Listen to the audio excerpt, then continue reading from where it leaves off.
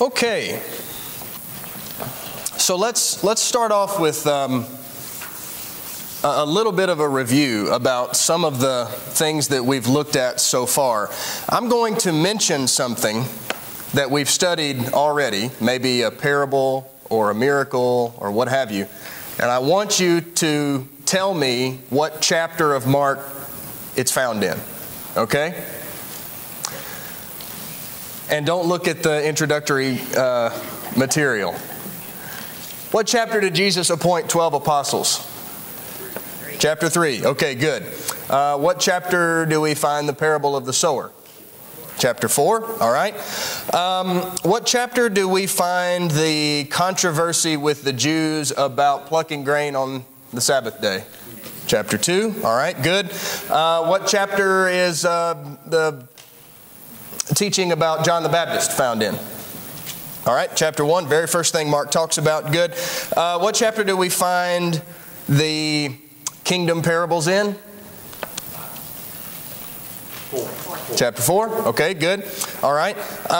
What about the accusation that Jesus was casting out demons by Beelzebub? What chapter is that in? Chapter 3. Okay, good. All right. So that's it. It's over. Let's review quickly the chapter content, and maybe that pop quiz helped you a little bit. Chapter 1, Jesus begins the Galilean ministry. Chapter 2, controversies with the Jews. Now remember, we said those aren't the only controversies Jesus had with the Jews in the book of Mark, but we have 4 of them right there together in chapter 2. All right, chapter 3, appointing of 12 apostles and Jesus being accused of casting out demons by Beelzebub. All right. Chapter 4, teaching in parables. Okay. Now, chapter 5, we have miracles, and we have 3 miracles that are discussed in Mark chapter 5. We have the Gerasene demoniac, the raising of Jairus' daughter, and the woman with the flow of blood who was healed. Okay, so Mark chapter 5. So Jesus and the disciples go to the region of the Gerasenes. Depending on your translation, it may say they went to the region of the Gadarenes. There's some difference there, but we're talking about the same region. If you look at the map on page 18 of your material, hopefully you looked at this. If you find the Sea of Galilee in the top third of the map, you'll see a city just on the east coast of the Sea of Galilee called Gergesa or Gergesa. And then if you look southeast of the Sea of Galilee, you'll see the city of Gadara or Gadara. What you got, Todd? How'd you do it? Wink and a smile, right? Works on the copy here. Okay, so Todd has a few copies, it seems, of what we are studying today. So if you need a handout, would you raise your hand? Okay, 1, 2. All right, Todd. I don't know how you did it, but. Well, that one was messed up this morning too. Teach me your ways. All right, so we're in Mark chapter 5. For those of you who just came in, Mark chapter 5. And so as we said, Jesus and the disciples, they go to the region of the Gerasenes, which is just on the east side, the eastern coast of the Sea of Galilee. Now, it's really difficult to pinpoint what specific city Jesus interacted with this demoniac. It is believed by some that it was the city of Gadara, which is off the coast a little ways. It's believed by others that it was the city of Gergesa, which is right there on the coast. It's a little bit difficult to know. I tend to think it's the city of Gergesa because of verse 2. What about down there on the map where the O in Decapolis is, where it says Gerasa? All right. Well, let me make my comment about verse 2, and maybe that'll explain why I don't think that would be the city. When he got out of the boat, he's met by this man who's possessed by this legion of demons. The fact that it happens when Jesus gets out of the boat gives me the impression that it's that city of Gergesa, which is right there on the coast. He steps off the boat, and then just immediately after this man comes who is possessed by these demons. So it makes me think that it's a city that's closer at least to the sea. So he's met by this wild man who is possessed by a multitude of demons. How many demons were inside this man? We find out as we continue reading. Legion, all right? But there's a specific number that's given in relation to the pigs that the demons went into. How many pigs were inhabited by demons? 2,000. All right, so this man has 2,000 demons in him. Now, it's really difficult for me to wrap my mind around that, because we have seen up until this point one man who's possessed by one demon. And that was difficult to handle in itself. But here's a guy who has 2,000 demons inhabiting him. And that's just a little bit difficult for me to comprehend. But what does Mark tell us about this man? What about the demons and how they inhabited this man? What does Mark tell us? Just start rattling off things. Lived out in a tomb. All right, he lives out among the tombs. Okay, so probably not the suburbs where there's a lot of people living there. I'm sure he lives in isolation. All right, what else? He's extremely strong, presumably because of the fact that he has all of these demons in him. Okay, he's so strong that what could not hold him? Chains. People couldn't contain him, but even chains could not, even shackles could not contain his strength. All right, what else do we know about this man? He hurts himself, all right? Yeah, he harms his body because of what these demons are, I think, forcing him to do. Surely no one in his right mind would do these things to himself, but he's doing this because he's inhabited by these demons. Look at verse 3. He had his dwelling among the tombs, and no one was able to bind him anymore, even with a chain, because he had often been bound with shackles and chains, and the chains had been torn apart by him, and the shackles broken in pieces, and no one was strong enough to subdue him. Constantly, night and day, he was screaming among the tombs and in the mountains and gashing himself with stones. So this man comes running to Jesus. Verse 6, seeing Jesus from a distance, he ran up to him and he bowed down before him. Now, I think it's interesting that the man comes running toward Jesus. Obviously, this man does not have mental faculty or physical capability to control his actions, control his words, his thoughts. These demons have just so forcefully compelled him to just do whatever they want to do. This man has no control over anything. So I take it that the demons forced the man to go run up to Jesus. Now, they know who Jesus is, right? What did they say to him? I'm sorry? What do you have to do with us? We know who you are. And since they know who Jesus is, and they know what Jesus is able to do to them, they still go running toward him. And that seems a bit strange to me. I'm not exactly sure what to make of that. Yes, sir? Is this the same example that Matthew uses where there are two of them? Yes, I think it's the same story. All right, so that's a good point. Over in... and I don't recall the reference. Matthew 8. Okay. Matthew talks about two men, two demoniacs who were possessed in this way. Is that a discrepancy? Is that a problem? Well, not really, I don't think. And this may not be a very satisfactory answer to you, but wherever there's two people, there's one person. And where Matthew mentions two, Mark just mentions one. I don't know that it's a discrepancy. It just is a difference in the way that they present the story.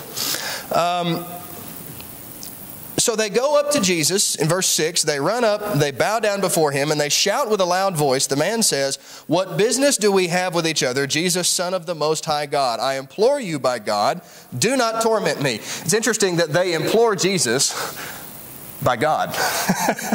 They're the devil's spirits, but they're, oh God, please, don't harm us, don't torment us. Don't torment us. Now, we're tormenting this poor soul, this poor man, but please don't torment us. Jesus had been saying to him, verse 8, "Come out of the man, you unclean spirit." And then he says, "What is your name?" He said, "My name is Legion, for we are many." And as we've said, we find out later that Legion is 2,000. Verse 10, he began to implore him earnestly not to send them out of the country. Now, the demons are saying, don't send us out of this man. Don't send us out of the country. When you look at Matthew and Luke's account, you kind of see some other things that they say. And I made a comment, or made a note in the second paragraph there, that they didn't want to be sent, as Luke says, into the abyss, into the realm of the dead, the realm of the spirits, where Satan is. Don't send us there. Don't send us to hell, I think is what they're saying. We would rather go into the pigs than go into hell. We don't want to go back there, this place where we've come from. If the folks who live there don't want to go back there, how much more should you and I want to avoid it too? So the demons think it's better to go into the pigs than to go back to hell. So they said, "Please send us into the swine," in verse 12, and Jesus gives them permission. And then they leave the man, they go into the swine, and then what happens? The swine now have no control over their actions, over their faculties, and they plunge over the cliff into the sea and they drown. And presumably the demons then must leave the swine and they end up going back to the abyss, which is a very place they didn't want to go to in the first place. Now let's look at a couple of questions here. Why do you think the townspeople asked Jesus to leave after they saw what happened with the man whom the demons came out of, and then they went into the pigs and the pigs plunged over the cliff and they died? They said, "Jesus, get out of here. We don't want you to stay here." Why do you think they asked him to leave? They were scared. They're scared. Why do you think they're scared? Well, they don't want something to happen. They know that he can do this powers, and thinking, "Oh gosh, if he can do that, we're going to Jesus leave." Okay, all right, Mitch. They lost a lot of pigs, and they weren't fully aware of the circumstances. All they know is that we've got pigs now here. This guy comes down, they're all pigs. Okay, Mitch is hitting on something here that I think is important. They didn't just lose 2,000 pigs when they plunged over the cliff into the sea. What did they lose when they lost those pigs? Clark? Money. Somebody owned those pigs. And in fact, the text even talks about, verse 14, the herdsmen who lost their pigs. That was a big economic thing for them. They lost these pigs and they're thinking, "Hey, our money just plunged over the side of the cliff and now it's all gone." So there are economic factors, not only for these herdsmen, but now the whole town's bacon supply is gone, and or at least diminished. And so these farmers, these herdsmen, could have taken those pigs to the market. They could have sold them. There's economic impact for them. There's economic impact for whoever wanted to buy these pigs. I know you're thinking, "Ben, these are Jews. They don't eat bacon." I know that, but just humor me here. So If they were Jews, they're they wouldn't be raising pigs, would they? I thought they weren't allowed to be around them. Maybe you're right. I don't know. He said if they were Jews, they shouldn't have had pigs anyways. They shouldn't have been raising pigs. I don't know. Maybe that's true. Gentiles. I'm sorry? Why wouldn't they be Gentiles? Well, certainly could be. Certainly could be. And of course, then the prodigal, he ended up on the pig farm and was willing to eat the hog's food. So there's some things in here we don't know, but just humor me here, all right? I mean, what would we do if we saw 2,000 pigs? We saw the economic impact of that, and it was gone. And if our bacon went away, I tell you. So the townspeople say, "Jesus, get out of here. We don't want you here anymore." I don't know if this is a stretch. I hope not. I think there's an application that we can make from this. The townspeople, and maybe specifically the herdsmen, but the townspeople who ask Jesus to leave, they're so bothered by what has happened here, and they're bothered by maybe the economic impact of what has just happened.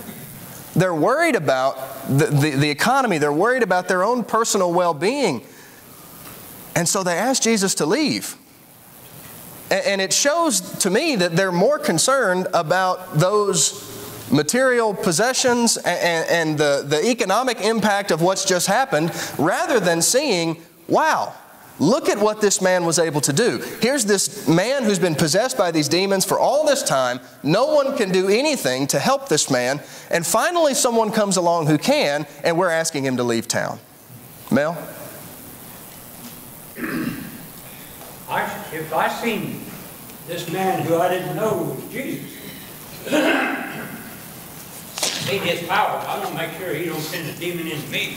I'm not going to demand that you leave. I'm going to beg you. Would you mind just moving on? So for fear that Jesus might let the demons go into one of them? You know, they know that he can command demons, but right. What would happen if he called them back and said, go and help these folks out now? Okay. So there may be a few things that are going on here, but it's interesting that they ask him to leave. Now here's something else that's interesting. Look at verse 18. As Jesus was getting into the boat, the man who had been demon-possessed was imploring him that he might accompany him. And he did not let him, but he said to him, go home to your people and report to them what great things the Lord has done for you and how he had mercy on you. And he went away and began to proclaim in Decapolis what great things Jesus had done for him, and everyone was amazed. Now, do you remember the story back in Mark chapter 1, verses 40 to 45? Where in that story, there was a leper whom Jesus healed, and Jesus said to him, go your way, don't say anything to anybody. I don't want you to tell anybody about who I am or what I've done. And here comes this man in Mark chapter 5 who says, Jesus, I want to come with you. Now that's understandable. Think about the life that this poor man has had for all of this time. I would want to follow the man who healed me too. So he comes to Jesus and he says, I want to go with you. And Jesus says, no, you need to stay here. You need to go to your home and you need to tell everybody what I have done for you. Why do you think Jesus gives this man a different set of instructions than he gave to the leper in Mark chapter 1? One man, he says, don't tell anybody. This man, he says, go tell everybody. Well, when you look at the circumstances surrounding the two events, the first time, he had thousands of people not leaving him. I mean, he couldn't even get away to find a peaceful moment. Here you have the exact opposite. These people have said, please leave. Right. So if you didn't hear Todd's point, he said in Mark chapter 1, you remember the multitudes were following Jesus. They were pressing around him so much so that he really didn't need any more people coming out for his healings. His main purpose was to preach. But he's got all of these people who are thronging around him because they want to receive healing, not just listen to his preaching. And Jesus says, I really don't need any larger crowds. Please don't say anything to anybody. Here, that's not the case. These people, instead of following Jesus, they're saying, get out of here. We don't want you here. They still needed preaching. They still needed somebody to evangelize. But they weren't going to hear it from Jesus. So who better to become an evangelist than this demoniac man who was healed? And who can say, this is what Jesus has done for me. He can stay there among his own people in that town, and he can preach to them and tell them what great things Jesus did for him. All right. Any other questions or comments about this demoniac from... All right, Ronnie? I'd just like to make the general comment about this whole business of demons, demonic power, which seems to be something special or more visible during the lifetime of Jesus than any other occasion that we find, even our own time or Old Testament time or any time. There seems to be a special outpouring of that. And obviously the question comes as to why, and I think it has to do with Jesus demonstrating who he was in his power. But I think more than that, there becomes a real visible presentation of what Satan is like, of what the devil is like. If there's any doubt in our minds about the awfulness of him and the corruption and the foulness that he causes within our life, here we have this visible story to read, and all the people saw and knew how awful Satan is. And if there's any good, profitable, practical takeaway from this lesson, I think that's the lesson we ought to learn. This is how awful Satan is. This is what Satan, if turned loose, would do to all of us. To inhabit us and be destructive of us to the visible point of shrieking and yelling and living in the cemetery and all the awfulness that is connected with this man. This is what Satan wants for us. And that's what we need to take away from this story, it seems to me, as something to motivate us to see the power of Jesus and who really rules and who really cares for us. And every time you read one of these demon lessons, we need to think about that. Okay, great, very good. Mel? I'm going to piggyback on your comment, the one in Mark, first chapter, when he says, see that you say nothing? He's a Hebrew. Okay. Because he's told to go to the priest and offer what Moses said. Right, for his cleansing. Okay. The other guy is probably, like says, it's probably a Gentile.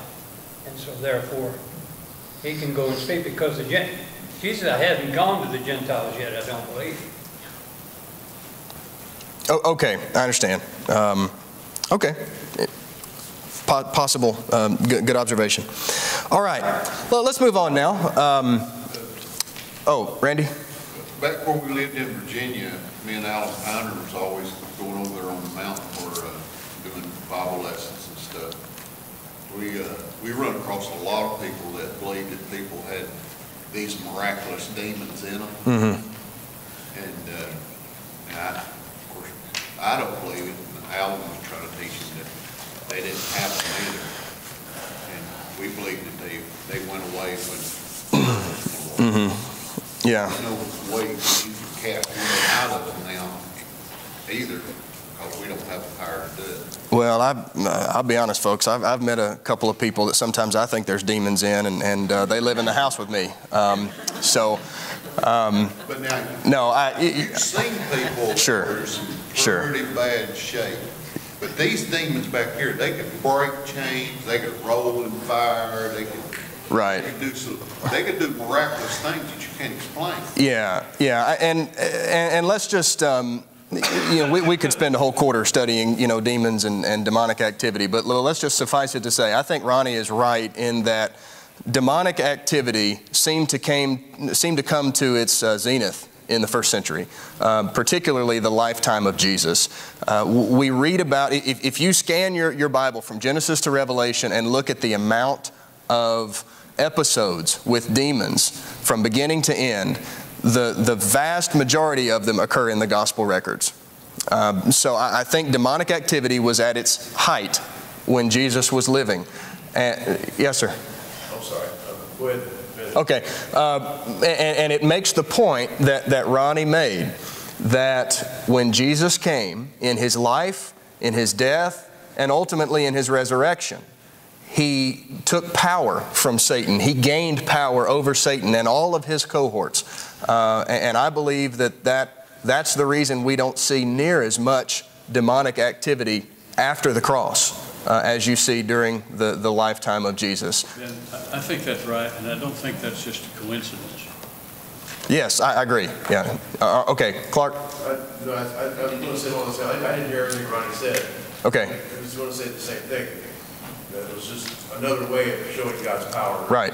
Power over them. Okay. All right. Very good. Now let's move on to the next miracle, healing the woman with the hemorrhage of blood.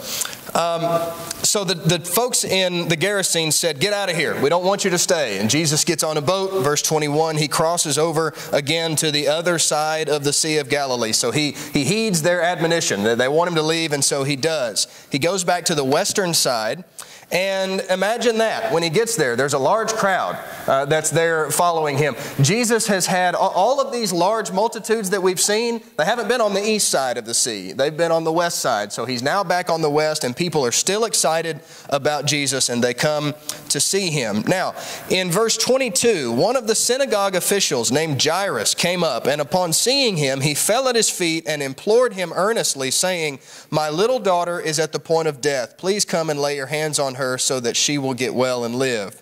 And he went off with him, and a large crowd was following him and pressing in on him. Now, the story of Jairus and his daughter gets interrupted. While Jesus is walking with Jairus toward his house where his daughter is, and these crowds are pressing in on him, the story is interrupted. And another story comes in, and we come back to Jairus on the other side. But these crowds are pressing in on him, and the only thing that I can maybe liken this to, have you ever seen some of the footage of an old Beatles concert? And, you know, people are just shoulder to shoulder, they're rushing in on each other, and they, you know, there's no room to move, and the girls are, you know, "Oh, John, Ringo," you know, and they're just all, you know, screaming and flailing and crying, and people are getting trampled upon. That's kind of the impression that I get when these multitudes are pressing in around Jesus. There's so many people who are all there wanting to see him, hear him, be touched by him, and all of these people are there, but there's this one woman that Mark singles out. And this woman, she's had this hemorrhage for 12 years. And she had gone to every doctor and every specialist that she could go to.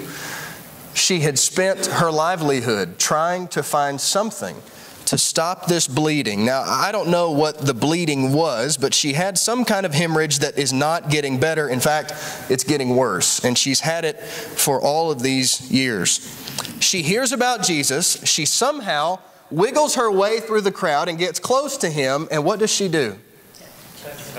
If I could just touch his garment, then I will be healed. And she does that. And immediately, the blood dries up. And it says in verse 29, she felt in her body that she was healed of her affliction. Now, immediately she was healed, but immediately, what did Jesus know? Somebody touched me. Why did he say that? He felt something. He felt his power go out from him. And he says, "Who touched me?" Now his disciples are all there around him, and what do they say? All kinds of people. What are you talking about? Yeah, there's lots of people touching you. Look at all of the people who are here. And Jesus no, something was different about this. Everybody who touched Jesus apparently didn't get healing of whatever their issue was. You know, if you got a headache or blindness or some other kind of infirmity, just touching Jesus wasn't an automatic way to get healing. But for this woman, it was. Jesus knows. Somebody touched me. The disciples said, "Look, you see the multitude. How can you say, 'Who touched me?'" But Jesus knows there was something different about this woman. He looked around, verse 32, to see the woman who had done this, to see the woman who came and touched his garment. Now, what does Jesus say saved this woman in verse 34? Her faith. Her faith. Your faith has saved you. Now, follow up with question number 4. How was her faith manifested? Why is it that Jesus said what he said? Because she had enough faith to act upon it and to grab his robe. Okay. All right. Mitch? You know, I can't help but, make a spiritual application to this point. Don't get ahead of me now, Mitch. No, go ahead. When we need to touch Jesus too. We need to be healed of our afflictions. Okay. If we can just, the hem of his garment, how much more can we be healed if we fully embrace Jesus? Okay. All right. Good. That's actually not the point I was going to make, so, but also good. This woman knew that Jesus could heal her. She heard about him. She knew that he could do it. She sought him out. She touched him. And then when Jesus turns around and he sees her, she comes fearfully trembling, the text says, before him, and she just confesses, it was me, I'm the one who did this. And then Jesus says, your faith has made you well. She knew Jesus could heal her. She sought him out. She touched him, and then she confessed to her actions, even though she was fearful of the consequences. You know, Jesus turns around and he singles out this woman, and she comes fearfully trembling before him. She's like, I don't know what's going to happen here, but I'm the one who touched you. And so he says, your faith has made you well. Go in peace and be healed of your affliction. You know, he rewards people that actively seek him out. So if you look at the men that fought the paralytic and fought for the group, right? They get down, they actively fought and sought to seek him out for that reason. She made a plan, was focused, determined to do these things. She wasn't just a bandwagon follower. She wasn't just on the bandwagon because Clemson's going to win the football game this year. You know, she was coming in to actually be specific of what she was going to do. Right. And I think he really recognized. And then she was humble afterwards. You know. Yeah. She didn't just get healed and ran off like, I'm good now. I got my money back. She's okay. Right. Yeah, that's a great point. How long had she had this issue? 12 years.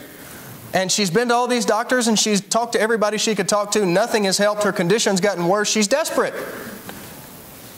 And she acts upon what she knows, that Jesus can heal her. What saves you and me? Obedience to what God says. What saved this woman? What saves you and me? Faith. What kind of faith? All right. Faith that knows Jesus can heal us. Faith that seeks him out. Faith that touches him in the sense that we do what he says in order to receive healing. The kind of faith this woman had is the kind of faith that saves us, that saves every person. Matt? The relationship between verse 27 and 28 is sort of interesting because 28 explains a little bit about why she did it. But if you look at 27, what did she do? She heard. Well, 28, so she comes up with a plan of why. Well, she believed something. She thought, if I touch his garments. And she believed that she would be healed. But she wasn't healed just by believing that. And she wasn't healed just by hearing about Jesus. It was the hearing, the belief, and then the action. Acting upon. Yeah, that's good. Good point. All right, let's move on. We're running out of time here. So we leave the story of this woman and we go back to the story of Jairus and his daughter. So during the delay with this woman, you know, Jesus is walking along and then this woman comes along, and that whole episode we just discussed. And during that delay, some messengers come to Jairus and they say, don't bother the teacher anymore. Your daughter is dead. Now, of course, you know, if you're a parent, you think about how would that news have struck you and how would you have felt about that. Surely Jairus is upset and he's grieving. And Jesus says to him in verse 36, do not be afraid, only believe. And so they go to Jairus' house. Jesus, when they get there, he takes what? 3 of his disciples? Peter, James, and John. He takes them inside the house. He doesn't take the other ones. There were certain things that Peter, James, and John saw that the other disciples were not privy to. Those 3 were kind of the inner circle. And there's probably some things we could say about that, but we don't have time.